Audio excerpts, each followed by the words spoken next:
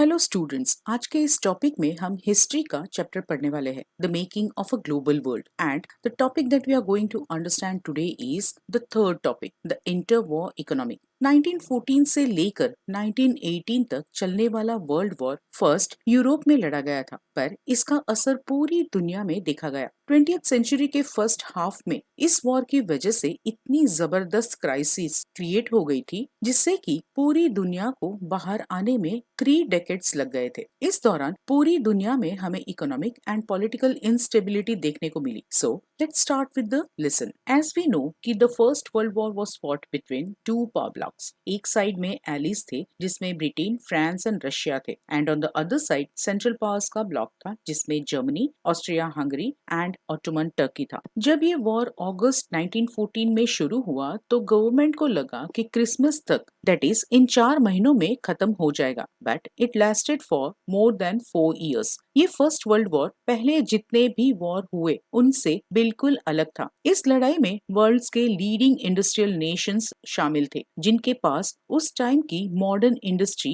And technology थी जिसके जरिए ये अपने दुश्मनों पर ग्रेटेस्ट पॉसिबल डिस्ट्रक्शन करवा सकते थे। इस वॉर को the first modern industrial war माना गया। इस मॉडर्न इंडस्ट्रियल वॉर में machine guns, tanks, aircrafts, chemical weapons जैसे मॉडर्न वेपन्स का यूज हुआ, and this weapons were the result of modern large scale industry. इस वॉर के लिए पूरी दुनिया में से मिलियंस ऑफ सोल्जर्स को रिक्रूट करके उन्हें बड़ी बड़ी शिप्स एंड ट्रेन्स के जरिए फ्रंट लाइन्स पर भेजा जाने लगा। इस वॉर ने जबरदस्त डेथ एंड तबाही मचा दी थी, and it was all due to industrial age. Without this industrial arms and weapons this much destruction was not possible. इस वॉर में ज्यादातर जो लोग मारे गए या घायल हुए थे उन लोगों की उम्र काम धंधा करने की थी, यानी कि दे वर यंगस्टर्स। अब जब ये यंग एंड वर्किंग जनरेशन लड़ाई में मारी गई तो पूरे यूरोप में वर्कफोर्स की कमी महसूस होने लगी। अब जब फैमिली का कमाने वाला ही वॉर में मारा गया हो तो इनकम कहाँ से आएगी? सो इस वॉर के बाद हाउस होल्ड इनकम्स में डिक्लाइन देखने को मिला, क्योंकि जब फैमिली का कमाने वाला ही वॉर में मारा गया हो तो इनकम कहाँ से आएगी? जब ये वर्ल्ड वॉर चल रहा था तब इंडस्ट्रीज को रीऑर्गेनाइज किया गया। कंज्यूमर बेस्ड इंडस्ट्रीज को भी वॉर रिलेटेड गुड्स प्रोड्यूस करवाया जाने लगा सो दैट वॉर में काम आने वाले वेपन्स को प्रोड्यूस किया जाए। इंडस्ट्रीज के साथ साथ पूरी सोसाइटीज को भी रीऑर्गेनाइज किया गया। पहले विमेन को सिर्फ घर और बच्चे संभालने की ही जिम्मेदारी दी गई थी,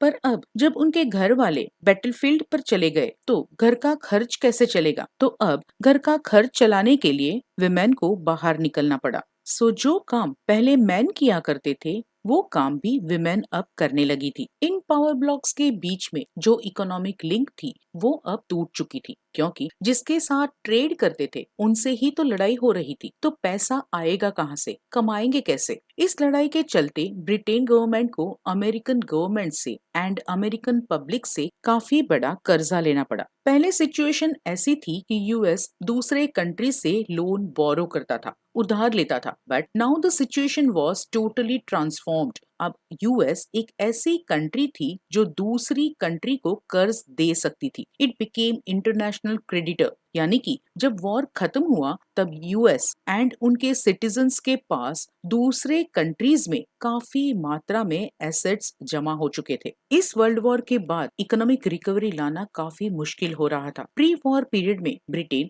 दुनिया की सबसे बड़ी इकोनॉमी पावर था, बट वॉर के बाद सबसे ज्यादा क्राइसिस ब्रिटेन को ही फेस करना पड़ रहा था। वर्ल्ड वॉर के टाइम ब्रिटेन तो वॉर में प्रीऑक्यूपाइड था, एंड तब इंडिया एंड जापान में इंडस्ट्रियल डेवलपमेंट दिखाई दे रहा था। वॉर के पहले इंडियन मार्केट्स में जो ब्रिटेन की पोजीशन थी, जो उनका डोमिनेंस था, उसे रिकैप्चर कर पाना उनके लिए काफी मुश्किल हो रहा था, एंड इसके अलावा इंटरनेशनली जापान के साथ कम्पीट करना भी उनके लिए डिफिकल्ट हो रहा था। इसके अलावा वॉर एक्सपेंडिचर्स को फाइनेंस करने के लिए ब्रिटेन ने अमेरिका से अच्छा खासा लोन भी लिया हुआ था। इसका मतलब ये था कि at the end of the war Britain पूरी तरह से कर्ज में डूबा हुआ रहेगा। वॉर की वजह से नुकसान तो हुआ ही था, बट एक फायदा भी देखने को मिला। The war had led to an economic boom, क्योंकि वॉर के टाइम एकदम से सभी चीजों की डिमांड, प्रोडक्शन एंड एम्प्लॉयमेंट में उछाल देखने को मिला। इसी के साथ जैसे ही वॉर खत्म हुआ, प्रोडक्शन कॉन्ट्रैक्टेड एंड अचानक से अनएम्प्लॉयमेंट बढ़ गई। इसके साथ ही गवर्नमेंट ने वॉर के टाइम जो बेफाम खर्चा किया गया था उस पर रोक लगा दी, ताकि रेवेन्यू से उनका थोड़ा बहुत काम चल सके। अब ब्रिटेन के पास क्या था? अनएम्प्लॉयमेंट, डेब्ट, वॉर की वजह से बिखरा हुआ ब्रिटेन विद नो प्रोडक्शन। तो ऐसे में टैक्स कहां से आएगा? इन सब की वजह से 1921 में ह्यूज जॉब लॉसेस हमें देखने को मिले। इन सब की वजह से अनएम्प्लॉयमेंट इतना ज्यादा बढ़ गया था कि 1921 में हर 5 में से एक आदमी अनएम्प्लॉयड था।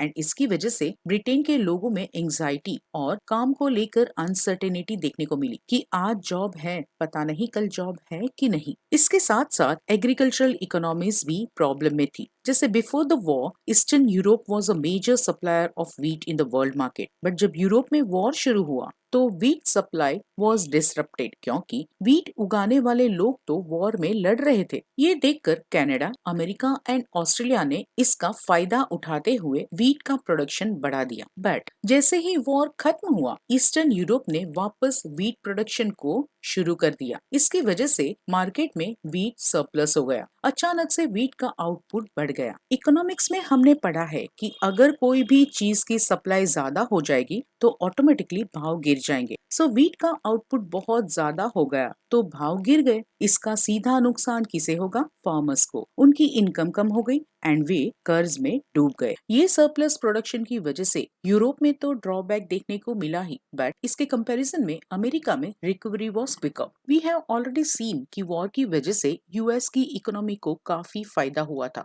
एंड अर्ली 1920s में यूएस की इकोनॉमी वापस ट्रैक पर आने लगी। 1920s में यूएस इकोनॉमी का एक major feature of industrial production ये था कि it started mass production. The car manufacturer Henry Ford was considered as the pioneer of mass production. उन्होंने डिट्रॉइट में शिकागो के एक स्लॉटर हाउस में कार का मास प्रोडक्शन शुरू किया। वे स्लॉटर हाउस के असेंबली लाइन मेथड से काफी इन्फ्लुएंस्ड हुए। वे मानते थे कि इस मेथड से व्हीकल्स फास्टर एंड चीपर वे में प्रोड्यूस किए जा सकते हैं। इस मेथड में वर्कर्स कंटिन्यूअसली एक ही टास्क रिपीट करता है, वो भी फिक्स टाइम एंड स्पीड में। इस तरह से हर एक वर्कर का काम करने का आउटपुट ऑटोमेटिकली इंक्रीज हो जाता है। अगर हम मैन्युअली काम करते हैं तो हम इधर उधर देखते हैं, बातें करते हैं, ब्रेक लेते हैं, etcetera. But A line method में कन्वेयर बेल्ट के सामने खड़े होने की वजह से वर्कर्स को फिक्स्ड स्पीड में काम करना होता है। No break and no friendly talk with the co-worker.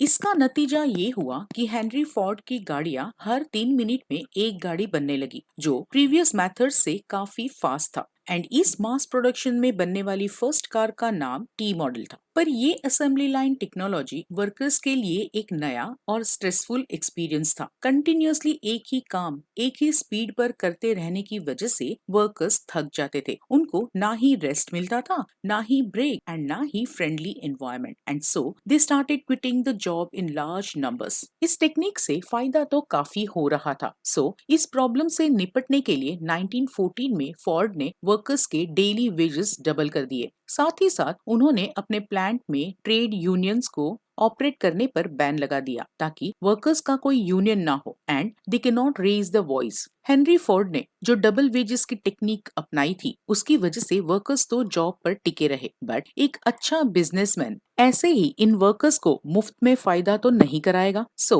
Henry Ford इतने हाई वेजेस की भरपाई करने के लिए थोड़े थोड़े टाइम पर कन्वेयर की स्पीड बढ़ा देते थे। सो इसकी वजह से काम भी जल्दी हो जाता था एंड वर्कर्स को थकान भी नहीं लगती थी, या तो थकान होती भी हो तो भी हाई वेजेस की वजह से बोल नहीं पाते थे। उन्होंने अपने इस डबल वेजेस वाले डिसीजन को बेस्ट कॉस्ट कटिंग डिसीजन बताया। इस हाई वेज वाले फोर्ड के आइडिया को 1920s में अमेरिका एंड यूरोप ने अपनाया। इस मास प्रोडक्शन टेक्निक की वजह से प्रोडक्शन कॉस्ट कम होने लगा एंड इंजीनियर्ड गुड्स के प्राइसेस भी डाउन होने लगे, यानी कि मैन्युफैक्चरर को भी फायदा एंड कंज्यूमर को भी फायदा। वर्कर्स की कमाई डबल हो गई तो now they can afford car also. अब सिचुएशन ऐसी हो गई थी कि अमेरिका में कार की प्रोडक्शन जो 1919 में 2 मिलियन थी, it rose to more than 5 million in 1929। But ऐसा नहीं था कि कार का प्रोडक्शन एंड खरीदारी में ही तेजी देखने को मिल रही थी, बट और कंज्यूमर गुड्स जैसे refrigerators, washing machines, radios, gramophone players में भी तेजी दिखाई दे रही थी। वर्कर्स इतनी लग्जरियस आइटम्स कैसे खरीद पा रहे थे? तो this was due to the system of hire purchase. जैसे कोई भी चीज अभी खरीद लो एंड उसके पैसे वीकली या मंथली इंस्टॉलमेंट्स पर ईएमआई के थ्रू लौटा दो। इससे मैन्युफैक्चरर को भी फायदा कि उसका प्रोडक्ट बिक रहा है एंड कंज्यूमर को भी फायदा कि एक तो उसका स्टैंडर्ड ऑफ लिविंग बढ़ रहा है एंड दूसरा इन चीजों के लिए उसको एक साथ पैसे नहीं निकालने पड़ रहे हैं। अब अगर हम फ्रिज, मशीन एक्सेट्रा परचेस कर रहे हैं तो नेचुरली इन सब अच्छी चीजों को रखने के लिए हमें एक घर भी चाहिए। So house construction and home ownership में उछाल देखने को मिला, जो 1920s में यूएस की प्रॉस्पेरिटी का बेस माना गया। ये housing and house hold goods में इन्वेस्टमेंट की वजह से एम्प्लॉयमेंट अपॉर्चुनिटीज बढ़ी, लोगों की इनकम बढ़ी, लोगों की बाइंग कैपेसिटी बढ़ी, तो प्रोडक्ट्स की डिमांड बढ़ने लगी, ज्यादा इन्वेस्टमेंट्स होने लगा। ये सब एक दूसरे से कनेक्टेड है, एक दूसरे के ऊपर डिपेंड करते हैं। It's a cycle. 1923 तक तो यूएस फिर से वर्ल्ड का exporting capital and overseas money lender बन गया। अमेरिका में जो इंपोर्ट्स एंड कैपिटल एक्सपोर्ट्स का बढ़ावा देखने को मिल रहा था, उसकी वजह से यूरोप में भी इकोनॉमिक रिकवरी देखने को मिल रही थी, जो नेक्स्ट 6 इयर्स में काफी अच्छा इनकम ग्रोथ हमें दे सकता था। बट ये सब ज्यादा टाइम तक नहीं चला। 1929 के आते आते दुनिया एक ऐसे डिप्रेशन में फंसने जा रही थी which was never experienced before. 1929 में द ग्रेट डिप्रेशन शुरू हुआ and it lasted till the mid 1930s। ये एक ऐसा पीरियड था जिसने पूरी दुनिया को एक बहुत बड़ी प्रॉब्लम में डाल दिया था। ये एक ऐसी मंदी का दौर था जिसमें प्रोडक्शन, एम्प्लॉयमेंट, इनकम, ट्रेड सब में गिरावट देखने को मिल रही थी। इस डिप्रेशन की एग्जैक्ट टाइमिंग एंड असर हर कंट्री में अलग अलग देखने को मिल रही थी, कहीं ज्यादा तो कहीं कम, कहीं एक प्रोडक्ट पर तो कहीं दूसरे प्रोडक्ट पर इसका इम्पैक्ट देखने को मिल रहा था। बट इसका सबसे ज्यादा असर एग्रीकल्चरल सेक्टर एंड उससे रिलेटेड कम्युनिटीज पर देखने को मिल रहा था। दिस वाज बिकॉज कि इंडस्ट्रियल गुड्स के कंपैरिजन में एग्रीकल्चरल प्राइसेस में ज्यादा एंड लंबे टाइम तक गिरावट देखने को मिल रही थी। There were several factors which led to this great depression. आगे के टॉपिक में हमने देखा कि वर्ल्ड वॉर के बाद वर्ल्ड इकोनॉमी काफी नाजुक दौर से गुजर रही थी। First factor was agricultural goods का ओवर प्रोडक्शन एक बहुत ही बड़ी समस्या थी। इसके साथ ही ज्यादा प्रोडक्शन की वजह से या ज्यादा सप्लाई की वजह से prices started falling down and worsened the situation. जैसे जैसे prices went down, the farmers faced decline in their agricultural income. ऐसे में उन्हें लगा कि अगर हम मार्केट में एग्रीकल्चरल प्रोडक्शन बढ़ा देंगे तो हम हमारी इनकम को मेंटेन कर पाएंगे। इस लालच में उन्होंने प्रोडक्शन बढ़ा दिया, पर मार्केट में कोई खरीदने वाला बायर ही नहीं था। ऐसे में माल सड़ने लगा एंड इस नुकसान से बचने के लिए prices were pushed further down. Second factor was mid 1920s में काफी सारी कंट्रीज ने अपने इन्वेस्टमेंट के लिए अमेरिका से लोन लेकर रखा था। जब सब कुछ ठीक चल रहा था तो America was happy to lend loans to other countries, but जैसे जैसे इन यूएस लैंडर्स को इस मंदी की असर दिखाई देने लगी, they panicked. In the first half of 1928 US ने